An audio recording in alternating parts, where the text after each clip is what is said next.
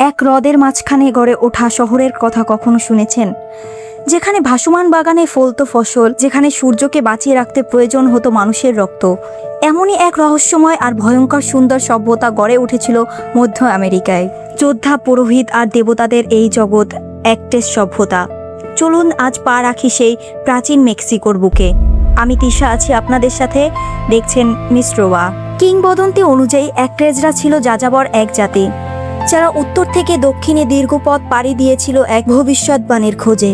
তাদের দেবতা বলেছিলেন, যেখানে একটা ঈগল সাপ মুখে নিয়ে ব্যাকটাসের ওপর বসে থাকবে, সেখানেই তারা গড়ে তুলবে নিজেদের রাজ্য।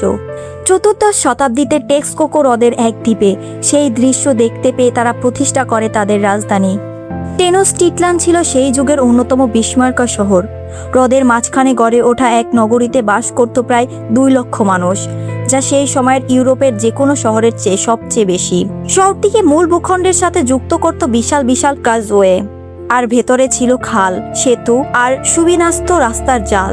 স্প্যানিশ বিজেতারা যখন প্রথম এই শহর দেখে, তারা রীতিমতো হতবাক হয়ে গিয়েছিল এই সৌন্দর্য আর পরিকল্পনা দেখে।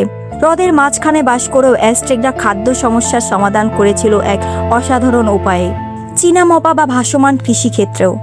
কাদা আর গাছপালা দিয়ে তৈরি এই কৃত্রিম দ্বীপগুলোতে তারা চাষ করত ভুট্টা, মরিচ, শিম, স্কোয়াশের মতো ফসল। এই পদ্ধতি এতটাই কার্যকর ছিল যে এক এককের চীনাম্পা থেকে যে ফসল পাওয়া যেত তা দিয়ে পুরো একটা পরিবার সহজেই চলতে পারত। অ্যাজটেকরা ছিল দুর্ধর্ষ যোদ্ধা জাতি। তারা 3টি নগর রাষ্ট্র টেনোচটিটলান, টেক্সকোকো আর টাকুবার মধ্যে এক শক্তিশালী জোট গঠন করে, যা পরিচিত ছিল ট্রিপল অ্যালায়েন্স নামে।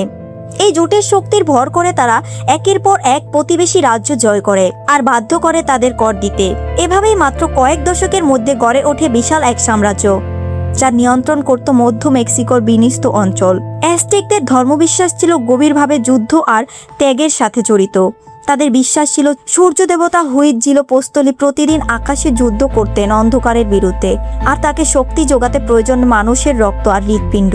তাই তাদের মন্দিরগুলোতে নিয়মিত অনুষ্ঠিত হতো মানব বলির অনুষ্ঠান। যুদ্ধবন্দীদের নিয়ে আসা হতো পিরামিড মন্দির চূড়ায়, যেখানে পুরোহিতরা এই আচার সম্পন্ন করতেন।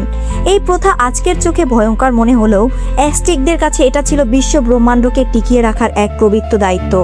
অ্যাজটেকরা তৈরি করেছিল অত্যন্ত নিখুঁত একটি ক্যালেন্ডার পদ্ধতি, যাতে ছিল 2টি আলাদা চক্র, একটা 365 দিনের সৌর বছর, আরেকটা 260 দিনের পবিত্র বছর। বিখ্যাত অ্যাজটেক সান স্টোন, যা আজ মেক্সিকো সিটি জাদুঘরে সংরক্ষিত, তাদের জ্যোতিষবিজ্ঞান আর মহাজাগতিক বিশ্বাসের এক অসাধারণ নিদর্শন। আশ্চর্যজনকভাবে অ্যাজটেক সমাজে ছিল শিক্ষা প্রায় সবার জন্য বাধ্যতামূলক। এমনকি সাধারণ পরিবারের ছেলেমেয়েরা স্কুলে যেত, যা সেই যুগে ছিল বিরল। ছেলেদের শেখানো হতো যুদ্ধ কৌশল, ধর্ম আর ইতিহাস, আর মেয়েদের শেখানো হতো গৃহস্থলী কাজ, রয়ন আর ধর্মীয় আচার। 1519 সালে স্প্যানিশ বিজেতা এর নাম কর্তেস মাত্র কয়েকশো সৈনিক দিয়ে পা রাখেন মেক্সিকোতে। প্রথমে অ্যাজটেক সাম্রাজ্য মোক্তেজুমা তাকে স্বাগতম জানান, ভেবেছিল হয়তো তিনি কোনো দেবতা। কিন্তু ধীরে ধীরে বিশ্বাসঘাতকতা, ইউরোপীয়দের বয়ে আনা মহামারী আর অসন্তুষ্ট প্রতিবেশী রাজ্যগুলোর সাহায্য স্প্যানিশরা ধ্বংস করে দেয় পুরো সাম্রাজ্য। 1521 সালে টেনোচটিটলানের পতনের মধ্য দিয়ে শেষ হয় অ্যাজটেক সাম্রাজ্যের অধ্যায়। এই ছিল যুদ্ধ, রক্ত আর সূর্যের সাম্রাজ্য, অ্যাজটেক সভ্যতার গল্প। হ্রদের বুকে গড়ে ওঠা এক অসাধারণ নগরী, যা আজও অবাক করে দেয় ইতিহাসবিদদের। এরকম আরও রোমাঞ্চকর ভিডিও দেখতে মিস্ট্রোবার সাথেই থাকুন।